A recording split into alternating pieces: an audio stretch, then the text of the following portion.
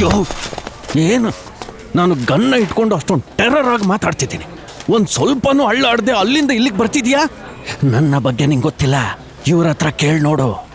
ಒಳಗಿರೋ ಮುಖನ ಒಂದ್ಸರಿ ನೋಡ್ದೆ ಅನ್ಕೋ, ನೋಡ್ತೀಯೋ? ಆ ತುಪ್ಪಾಕಿ ವಿಷಯ ಎಲ್ಲ ಇರ್ಲಿ ಸರ್, ಇದನ್ನ ಮೊದಲು ಸರಿಯಾಗಿ ಬರ್ದೇ ಇಲ್ವಲ್ಲ. ಅದ್ರ ಬಗ್ಗೆ ನಾವಿಬ್ರು ಮಾತಾಡ್ ಮುಗ್ಸದ್ವಲ್ಲ, ಬರೀ ಅದರಲ್ಲಿ ಸಣ್ಣ ಪುಟ್ಟ ಹೆಚ್ಚು ಕಮ್ಮಿ ಆಗುತ್ತೆ. ಅದಕ್ಕೆ ಏನಾದ್ರೂ ಡಿಸ್ಕೌಂಟ್ ಮಾಡಿ ಸ್ವಲ್ಪ ಅಡ್ಜಸ್ಟ್ಮೆಂಟ್ ಮಾಡ್ಬಿಟ್ಟು ಕಾಸು ಕೊಟ್ಟು ಕಳಿಸ್ಬೇಕು.